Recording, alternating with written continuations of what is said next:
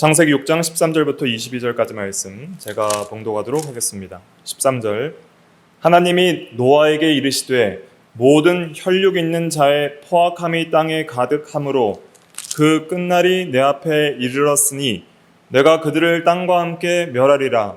너는 고페르 나무로 너를 위하여 방주를 만들되 그 안에 칸들을 막고 역청을 그 안팎에 칠하라. 내가 만들 방주는 이러하니 그 길이는 300규빗, 너비는 50규빗, 높이는 30규빗이라. 거기에 창을 내되 위에서부터 한 규빗에 내고 그 문은 옆으로 내고 상중하 3층으로 할지니라. 내가 홍수를 땅에 일으켜 무릇 생명의 기운이 있는 모든 육체를 천하에서 멸절하리니 땅에 있는 것들이 다 죽으리라. 그러나 너와는 내가 내 언약을 세우리니 너는 내 아들들과 내 아내와 내 며느리들과 함께 그 방주로 들어가고 혈육 있는 모든 생물을 너는 각기 암수 한 쌍씩 방주로 이끌어 들여 너와 함께 생명을 보존하게 하되 새가 그 종류대로 가축이 그 종류대로 땅에 기는 모든 것이 그 종류대로 각기 둘씩 내게 나아오리니 그 생명을 보존하게 하라. 너는 먹을 모든 양식을 내게로 가져다가 저축하라. 이것이 너와 그들의 먹을 것이 되리라. 노아가 그와 같이 하여 하나님이 자기에게 명하신 대로 다 준행하였더라. 아멘. 이 시간 말씀의 제목은 방주 제조 명령입니다. 하나님께서 노아에게 이제 홍수 심판이 있을 것이니 방주를 만들라고 명령하신 내용이 오늘 읽은 본문의 주된 내용입니다. 먼저는 이 방주를 만들기 전에 하나님께서는 노아에게 홍수로 세상을 심판하실 것을 예고해 주셨습니다. 13절에 보면 하나님이 노아에게 이르시되 모든 혈육 있는 자의 포악함이 땅에 가득함으로 그 끝날이 내 앞에 이르렀으니 내가 그들을 땅과 함께 멸하리라 그랬습니다. 하나님께서 그 홍수로 멸하겠다고 심판을 예고해 주셨습니다. 그래서 오늘날도 우리가 이 하나님의 말씀을 통해서 하나님께서 반드시 심판하신다는 것을 믿는 것이 중요합니다. 우리가 예수 그리스도를 통한 구원의 은혜를 믿어야 할 이유는 심판이 있기 때문이에요. 심판이 없으면 예수님을 믿을 이유가 없어요. 근데 하나님이 살아계시고 하나님께서 반드시 세상을 공의롭게 심판하십니다. 하나님의 말씀대로 심판하세요. 심판의 근거는 말씀이에요. 그래서 이 심판이 있다는 것을 믿는 것이 매우 중요합니다. 반드시 모든 사람에게는 심판이 있습니다. 노아 홍수도 하나님께서 마지막에 이 세상을 불로 심판할 것이라는 예표론적인 심판이었어요. 베드로후서 3장에 보면은 노아 때 홍수로 심판하신 것처럼 불로 세상을 심판하신다고 하였습니다. 물론 이제 이 세상에서는 하나님께서 섭리 가운데 개인적이고 국가적인 단위로서 심판하는 섭리적인 심판도 있습니다. 악한 자들이 죄를 지으면 하나님께서 즉시 치시기도 해요. 헤롯이 하나님께 영광을 돌리지 않고 교만하게 나갔을 때 벌레에 먹혀서 죽이도록 그렇게 치신 적도 있습니다.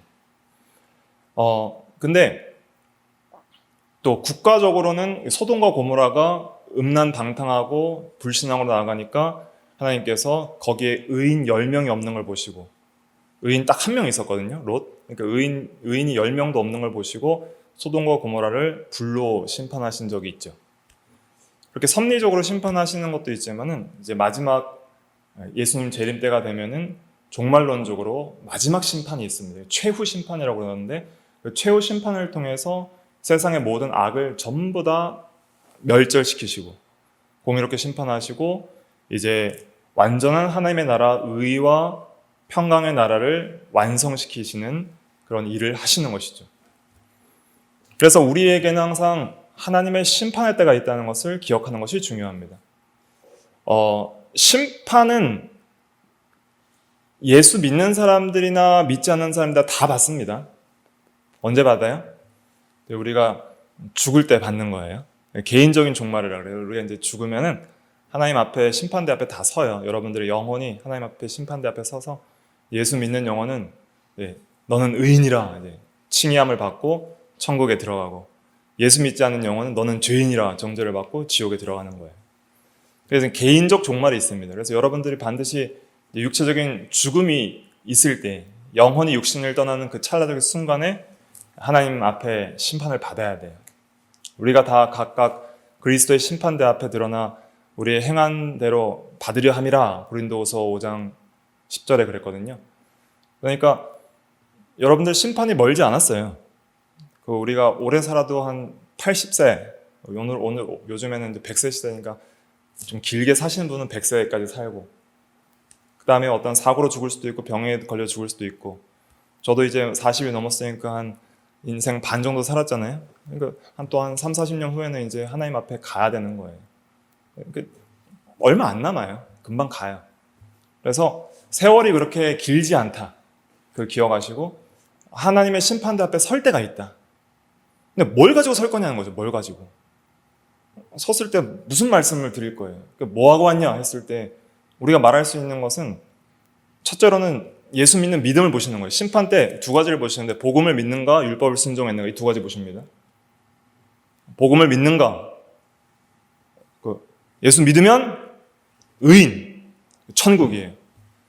근데 예수 믿는 모든 성도들이 다 복음을 믿음으로 의롭다함을 받아서 천국에 가지만은 그 상급이 다 달라요. 율법을 얼마나 순종했는가, 하나님을 얼마나 사랑했고 이웃을 얼마나 사랑했고 율법을 얼마나 순종했는가에 따라서 이 상급과 칭찬과 영광과 존귀가 다 다른 거예요.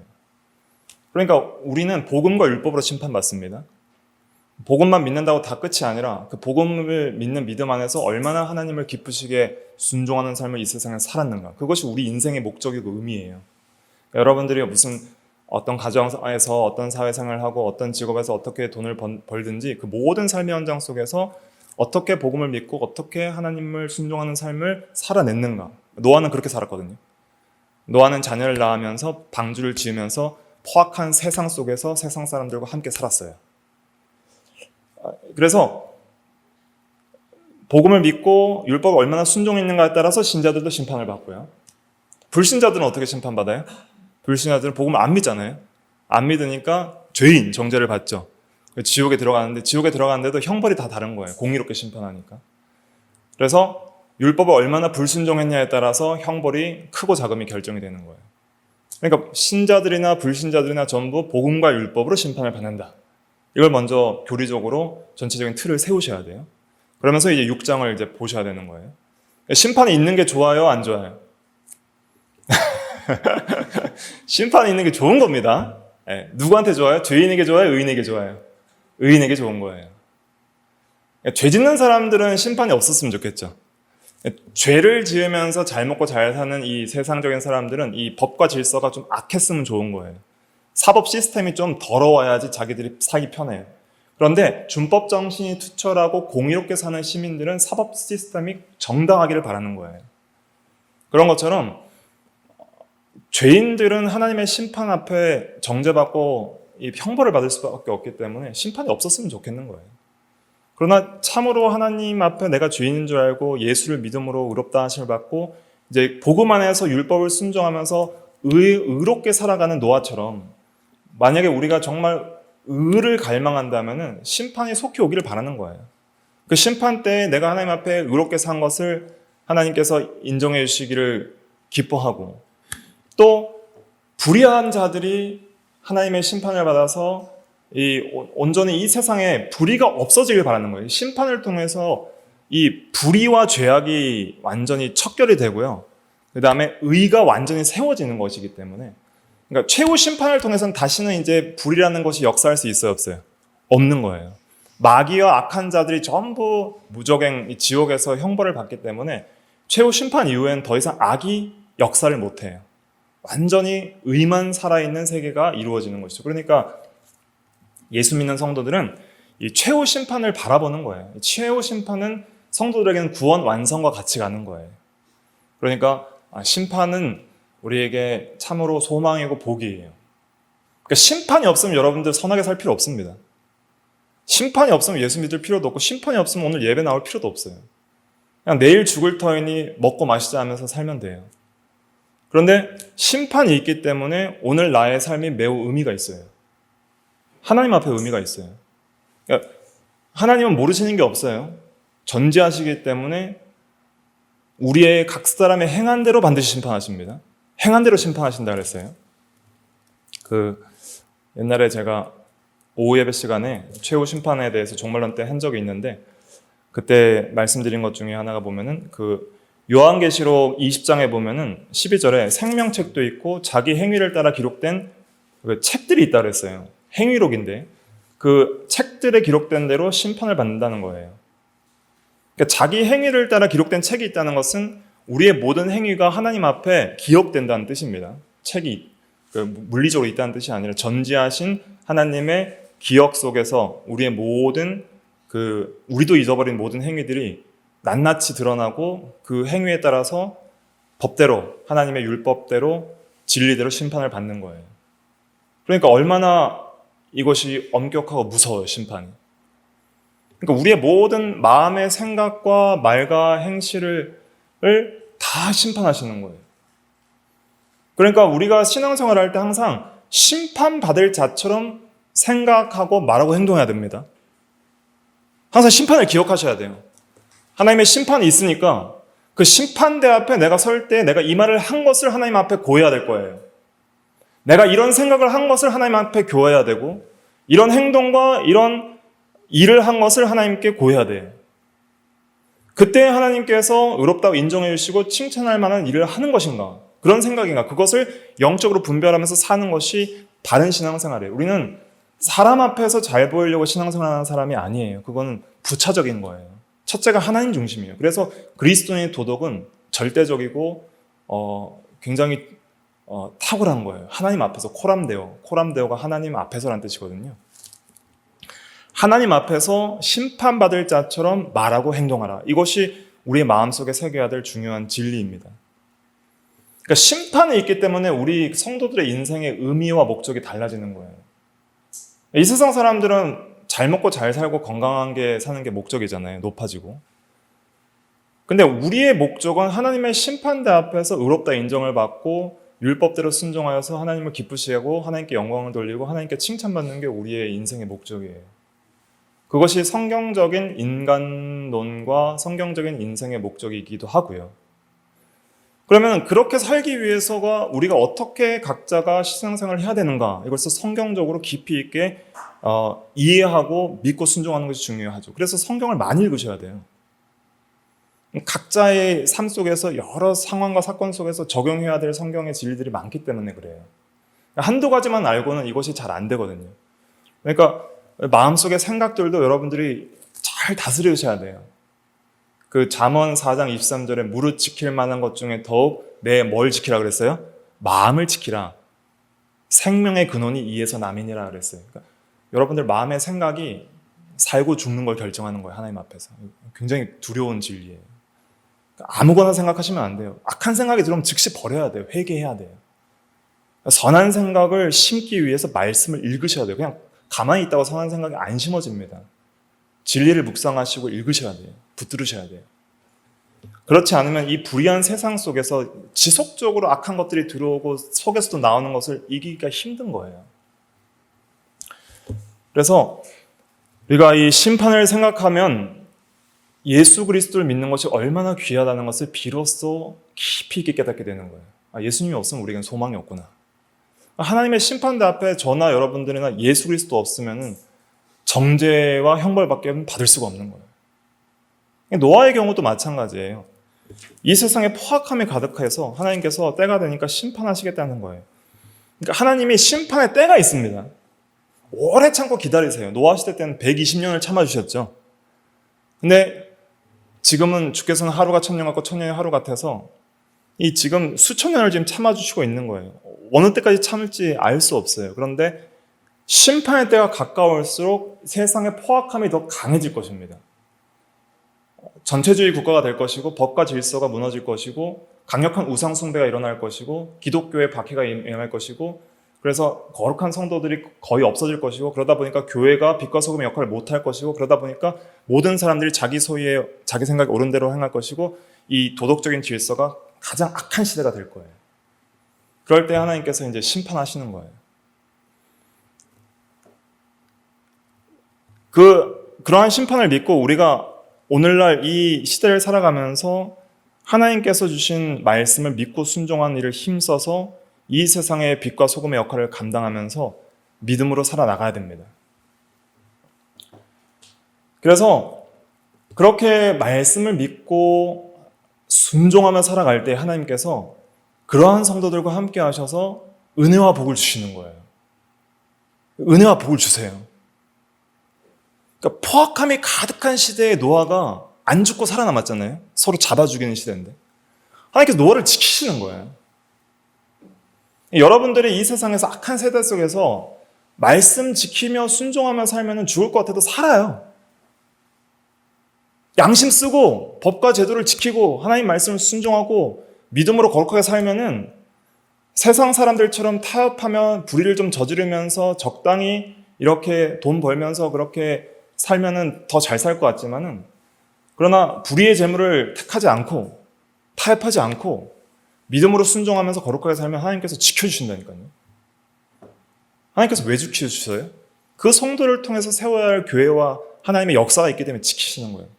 죽는 것은 이 세상에 있지 않아요. 다른 사람이 있지 않아요. 죽는 것은 하나님께 달려있어요. 생사는 화복은 하나님께 있어요.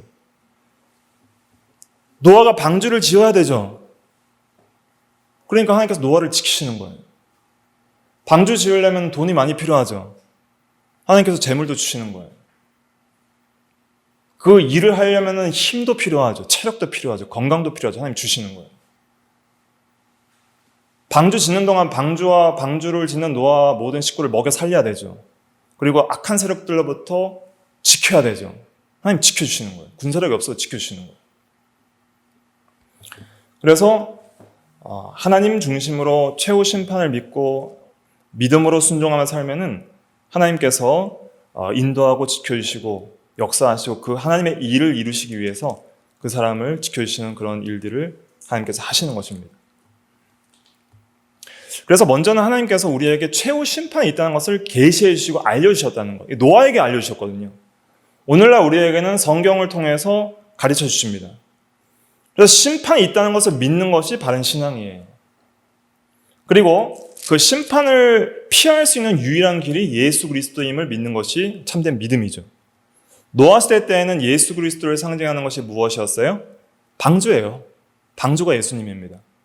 방주가 앞으로 오실 예수 그리스도를 상징하고 구원의 유일한 길을 상징하는 거였습니다. 그럼 먼저 이제 방주에 대해서 또 살펴볼게요. 방주를 어떻게 만들었는가? 14절 읽어볼게요. 시작. 너는 고페르 나무로 너를 위하여 방주를 만들되 그 안에 칸들을 막고 역청을 그 안팎에 칠하라. 네. 그 나무로 만드는데 그 칸들을 막으라 그랬어요. 이 칸은 원어적 의미는 둥지를 가리킵니다. 여러 이제 방들이 있어요. 칸이 있는데 이제 종류별로 사람도 살고 동물도 살고 양식도 저장하기 위해서 많은 칸들이 있는데 칸은 둥지란 의미입니다.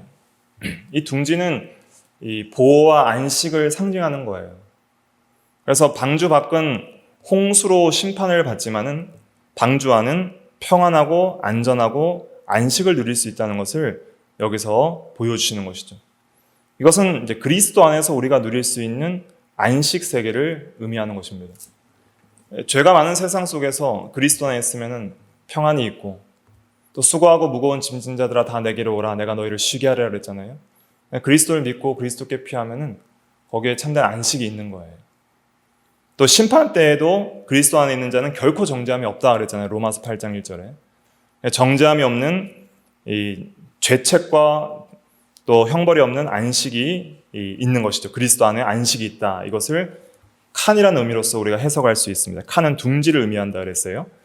그 다음에 역청이 있는데 이 역청은 무엇이냐면 천연 아스팔트를 가리키는 거예요. 당시 고대 근동 지방에는 이 석유가 흘러나와서 이제 아스팔트 형식으로 이렇게 나오는 경우들이 있거든요. 그것은 이제 물을 튕겨내는 그런 방수제로 쓰였습니다. 그 역청을 이제 방주 안팎으로 칠해서 물이 스며들지 않도록 하였습니다. 근데 이 역청의 원어적 의미가 중요한데, 이 역청은 원어로 코페르라 그래요. 코페르. 한번 따라 보실까요? 코페르. 예. 코페르는 이제 속전, 속죄를 상징해요. 그 카파르라는 동사에서 왔는데, 그 카파르가 뭐냐면 덮다란 뜻이에요. 역청도 덮는 거잖아요.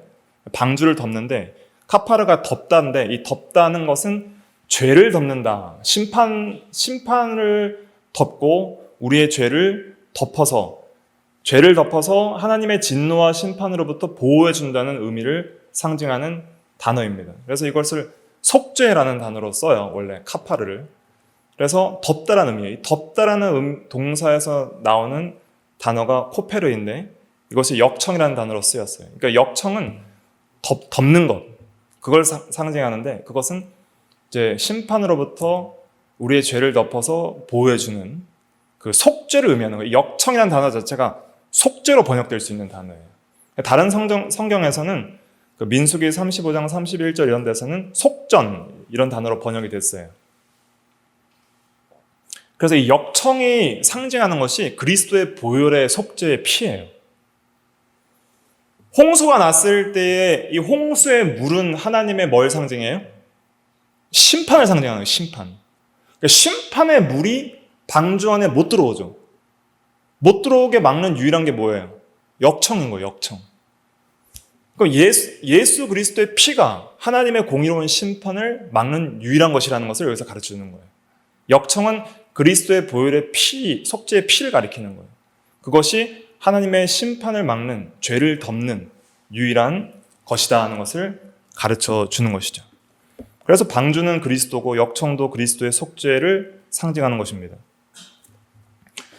그 다음에 15절 보시면은 내가 만들 방주는 이러하니 그 길이가 300규빗, 너비는 50규빗, 높이는 30규빗이라 그랬습니다. 규빗이 무엇이냐면, 규빗이라는 것은 그 남자 성인의 그 팔꿈치부터 중지까지의 길이를 가리키는 거예요. 보통 성인의 팔꿈치부터 중지까지의 길이는 몇 센치 정도 될까요? 45cm 정도로 잡습니다, 보통은. 저도 궁금해서 재봤거든요. 저는 좀 길더라고요. 한 50cm 정도 돼요. 그래서 보통 45cm에서 50cm 사이를 이제 규빗이라 그래요. 근데 일반적으로는 45cm 잡고요. 또 길게 잡을 때는 50cm까지 잡을 때도 있어요. 45cm 정도 잡아서 생각을 해보면은 방주의 크기는 얼마인지 이제 생각을 해보면은 길이가 300규빗이니까 미터로 환산하면은 134m 정도 됩니다.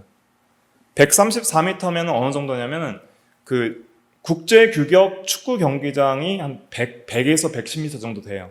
축구 경기장보다 한 30cm 정도 긴, 굉장히 긴 길이입니다. 그냥 높이는 13.5m 정도 되는데, 아파트 한 층이 대략 한 2.6에서 2.8m 정도 되니까 아파트 5층 높이 정도 됩니다. 방주 높이가. 그 다음에 너비가 미터로 환산하면 22.5m예요. 6차선 고속도로 정도의 너비예요. 한 차선이 3.5m 정도 되거든요, 폭이. 그래서 6차선 도로의 너비에 아파트 5층 높이의 축구장보다 30m 정도 긴 길이의 방주의 크기를 가지고 있어요. 근데 거기서 이제 3층으로 지으라고 그랬어요. 16절에 보니까 거기에 창을 내되 위에서부터 한 규빗에 내고 그 문은 옆으로 내고 3중하 3층으로 할지니라 그랬습니다. 3층 정도로 지으니까 그 방주의 실평수를 계산해 보면은 실평수는 대략 한 3,000평 정도 나옵니다. 50cm로 1규빗을 재면은 3,400평 정도 나오는데 대략 한 3,000평 정도로 그냥 예상하시면 될 것 같아요. 그러면 이제 국제 규격 축구장이 한 2,000평 정도 되니까 축구장보다는 한 1.5배 정도 넓은 평수예요. 그래서 학자들은 예상하기를 거기에 사람들이랑 그다음에 양식이랑 동물들이 다 타도 절반 정도는 공간이 남는 걸로 그렇게 계산을 해요. 그래서 굉장히 큰 방주를 짓게 됩니다. 이 방주를 몇 년 동안 지었을까요? 대략 이제 뭐 120년 생각하시는 분도 있는데, 사실은 이 방주를 지으라고 말을 할 때 노아에게 셈과 함과 야벳이 있었잖아요. 그래서 노아가 이 셈을 낳았을 때 나이가 502세 때 낳았거든요. 그리고 셈과 함과 야벳까지 낳고 결혼까지 한 상태에서 이제 방주를 지으니까 대략 한 530세부터 방주를 지었다고 생각을 할 수 있을 것 같아요. 그러면 이제 노아 홍수가 언제 터지냐면 노아 600세 때 터지거든요. 그러니까 한 530세부터 짓기 시작했으면 대략 한 70년 정도 예상을 해요. 70년 정도. 그래서 70년 동안 방주 짓는 삶을 산 거예요, 노아가. 한번 생각해 보세요. 그 당시에 비가 많이 왔을까요? 안 왔을까요? 호우가 내린 적이 한 번도 없어요. 창세 이후로. 그 창세기 그 2장에 보면은, 그 2장의 5절에 보면은 여호와 하나님이 땅에 비를 내리지 아니하셨고 땅을 갈 사람도 없었으므로 들에는 초목이 아직 없었고 밭에는 채소가 나지 아니하였으며 안개만 땅에서 올라와 온 지면을 적셨더라 그랬거든요.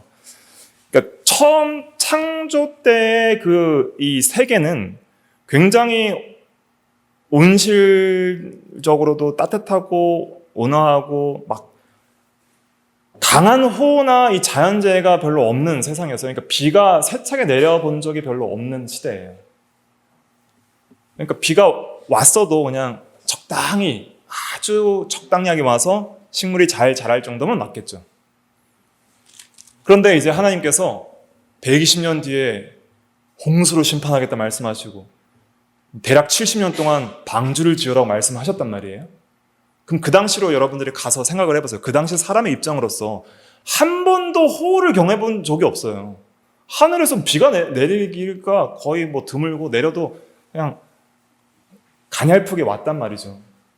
그런 한 번도 뭐 어떤 뭐 홍수 범람을 경험해 본 적이 없는 사람이, 전혀 그런 물리적인 경험이 없는 사람들이 노아가 하나님의 말씀만 믿는 거예요. 보이지 않는 홍수를 말씀으로만 믿고 방주를 70년 동안 지었다니까요. 그럼 주변 사람들이 얼마나 조롱을 했겠어요.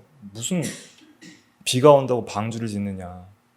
그것도 바닷가 근처도 아니고 산에다가, 들판에다가. 그렇게 조롱을 하고 무슨 하나님의 심판이 있느냐라고 그렇게 조롱하는 사람들 속에서 믿음으로 70년 동안 준행을 하는 것이 그 보통 어려운 일이 아닌 거예요. 근데 그 6장 마지막에 보면 노아가 하나님이 자기에게 명하신 대로 다 준행하였더라. 온전히 순종했다 그랬어요. 그러니까 이러한 순종은 반드시 참된 믿음에서 나오는 겁니다. 우리가 하나님의 말씀을 때로는 우리의 이성을 초월해서 주어지는 말씀이라 할지라도 그 말씀을 참되게 믿으면은 믿는 자에게 역사가 있고 그리고 온전한 순종의 역사로 나오게 되어 있어요. 그러니까 우리가 하나님의 말씀을 믿을 때에는 하나님께서 믿음을 주시는 은혜로 믿는데, 하나님의 말씀은 어떻게 믿어지냐면 하나님께서 하나님을 알게 하시고 하나님의 권위에 복종하게 하심으로써 말씀이 믿어지게 합니다. 이게 굉장히 중요한 교리적인 서술이에요. 그러니까 하나님의 말씀을 우리가 이성적으로 논리적으로 판단해서 믿는 게 아니라 하나님의 살아계심을 그리스도 안에서 발견하게 하시고 하나님께서 이 말씀을 우리에게 주셨다는 것을 믿어지게 하심으로써 권위에 복종하게 함으로써 믿는 거예요. 그러니까 여러분들도 다 믿음이란 게 있어요. 어떤 세속적인 가치관을 믿기도 하고요. 다 믿음이 있습니다. 또 어떤 사람의 말을 굉장히 신뢰하면서 추종하는 사람들도 많이 있잖아요. 이 세상의 멘토를 쫓아서. 근데 우리는 하나님의 말씀이 우리의 신앙과 삶의 유일한 규칙으로 믿는 사람들이에요. 그것이 성도예요. 그것을 믿어지게 할 때는 이것이 하나님의 말씀이기 때문에 믿어지게 한다. 우리가 그 장로교 신앙고백인 신앙고백서에서도 그렇게 고백을 해요. 그 장로교 신앙고백서 그 제1장 성경에 관하여 4항에 보면은 우리가 성경의 권위는 하나님께 전적으로 의거한다. 따라서 성경은 하나님의 말씀이기 때문에 수납되어야 한다. 이렇게 말을 하고 있거든요. 우리가 성경을 믿는 이유는 하나님이 말씀하셨기 때문에 그렇게 믿는 거예요. 그러니까 믿음을 주실 때에는 하나님을 알게 하시고 하나님의 권위에 복종하게 하심으로써 믿어지게 하는 거예요. 근데 하나님의 권위에 복종할 때는 어떻게 복종하게 되냐면 하나님은 진실하시고 전능하시고 말씀대로 이루시는 하나님이시다는 것을 믿음으로, 하나님의 말씀을 수납하게 되는 거예요. 노아가 그렇게 믿은 거예요. 자기 이성적 판단이나 논리적인 판단으로 계산해서 믿은 게 아니라 하나님이 말씀하셨기 때문에 믿은 거예요. 그러니까 이 진리가 무엇인지 잘 이해하셔야 됩니다. 그래서 우리에게 믿음을 주실 때에는 그렇게 주시는 은혜가 초자연적인 믿음 주시는 은혜인데 그게 진짜 믿음이에요. 그렇게 주시는 믿음의 은혜를 받은 사람들은 믿음이 절대로 완전히 타락할 수가 없어요.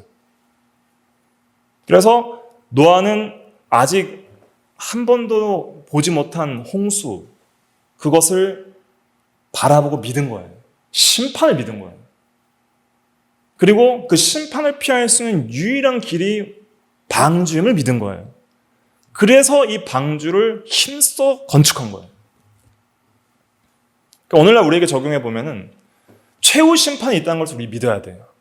개인적인 최후 심판, 우리 개인적인 종말도 있고 우주적 종말도 있다는 것을 믿어야 돼요.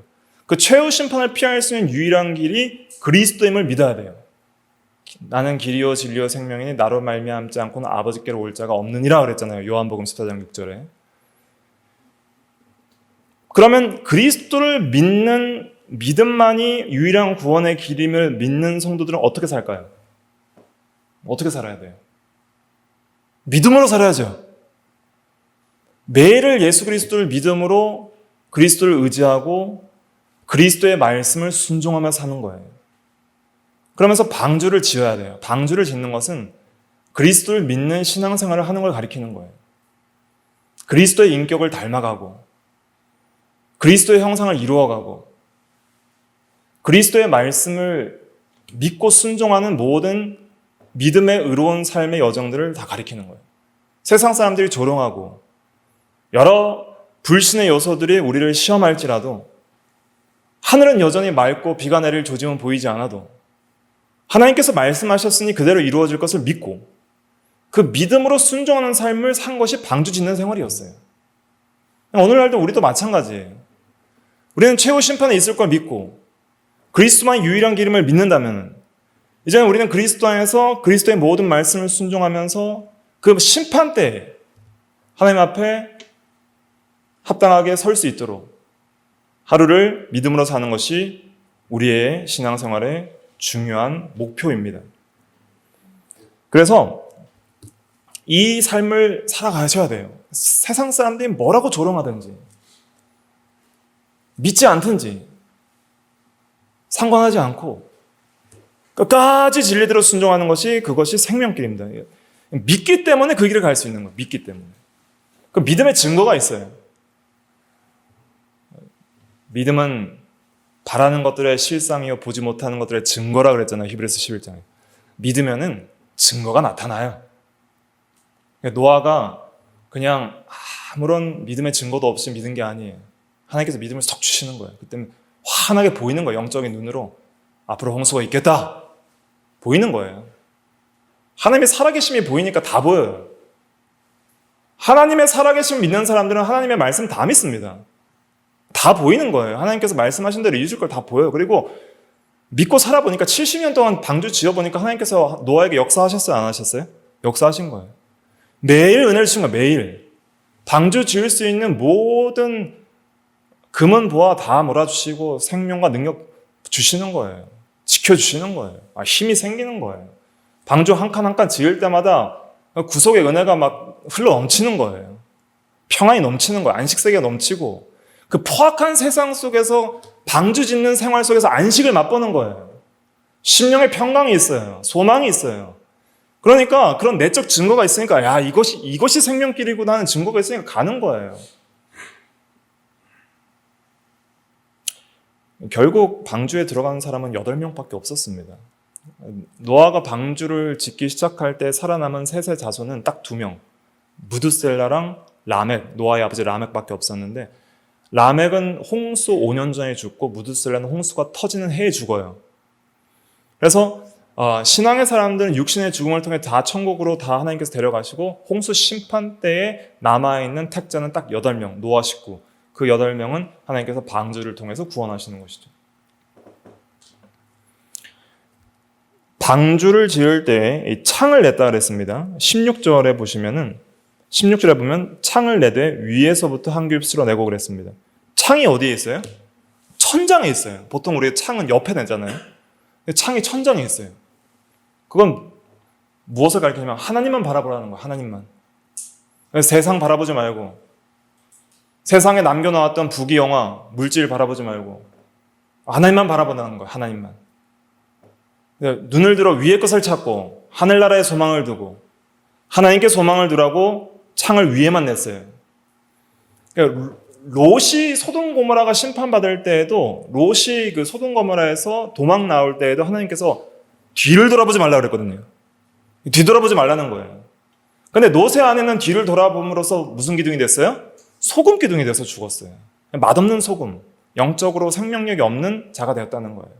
그러니까 우리가 이 세상에서, 이 악이 가득한, 포악함이 가득한 세상에서 방주짓는 믿음의 신앙생활, 그리스도를 닮아가면서 순종하는 믿음의 삶을 살아가야 되는데 세상 바라보지 말라는 거예요.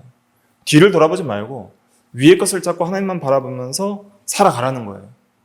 위의 것만 찾아도 이 땅의 것 줘요, 안 줘요? 하나님 다 주십니다. 위의 것을 바라보고 살아갈 수 있도록 필요한 모든 생명과 재산도 다 주세요. 하나님께 생명이 있기 때문에. 근데 위의 것만 바라보면은 그 위의 것을 바라보면서 살아갈 수 있게 부합한 모든 땅의 것을 주시는 거예요. 부합한. 그래서 위의 것을 찾으면 되는 거예요. 그 다음에 문은 옆으로 내라 그랬어요. 그 문이라고 그랬어요. 그 문. 단수예요. 문은 하나밖에 없어요. 방주에 들어갈 수 있는 문은 딱 하나. 그래서 구원의 문은 유일한 그리스도밖에 없다는 것을 여기서 상징하고 있는 것이죠. 그래서 홍수를 통해서 땅에 있는 모든 호흡하는 생명들을 다 죽이신다 그랬습니다. 그런데 심판 때에도 하나님께서 언약을 주셨어요. 18절 읽어볼게요. 시작. 그러나 너와는 내 언약을 세우리니 너는 내 아들들과 내 아내와 내 며느리들과 함께 그 방주로 들어가고. 이 언약은 구원의 언약이에요. 하나님께서 너희를 구원하시겠다 약속해 주시는 거예요. 방주를 통해서 너와 내 가족을 구원해 주겠다. 이것이 하나님의 주권적인 은혜 언약이고 구원의 언약이에요. 한번 따라 해보실까요? 특별 은혜 언약. 특별 은혜 언약. 예, 구원의 은혜 언약을 특별 은혜 언약이라고 해요. 이 언약을 세웠죠, 하나님께서. 그럼 언약을 세우셨을 때 우리는 어떻게 해야 돼? 그 언약을 믿어야 되는 거예요. 이게 참된 신앙이에요. 언약을 세우셨으면 그 언약을 믿고 순종하는 것이 우리의 다른 그 의무입니다. 그래서 그 언약대로 믿고 순종한 거예요, 노아가. 그래서 19절부터 보면 혈육 있는 모든 생물을 너는 각기 암수 한 쌍씩 방주로 이끌어들여 너와 함께 생명을 보존하게 하되. 이제 노아가 해야 될 일이 있어요. 방주도 짓고요. 그 다음에 동물들을 이끌어들여야 됩니다, 방주로. 근데 7장에 보면은 정결한 동물, 제사에 쓸 수 있는 정결한 동물들은, 먹을 수 있는 동물들은 암수 7쌍씩 드리고요. 부정한 동물들은 한 쌍씩 드려요. 그 다음에 새도 7쌍씩 드려요. 그렇게 드리게 되고요. 그 다음에 먹을 양식도 저축하라 그랬습니다. 이걸 다 순종하는 거예요. 심판과 방주를 통한 구원의 언약을 믿는 성도들이 이것을 순종할 수 있었던 거예요. 근데 노아의 식구 말고는 끝까지 안 믿었죠.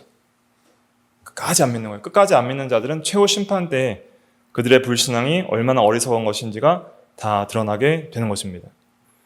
22절 같이 읽어볼게요. 시작. 노아가 그와 같이 하여 하나님이 자기에게 명하신 대로 다 준행하였더라. 아멘.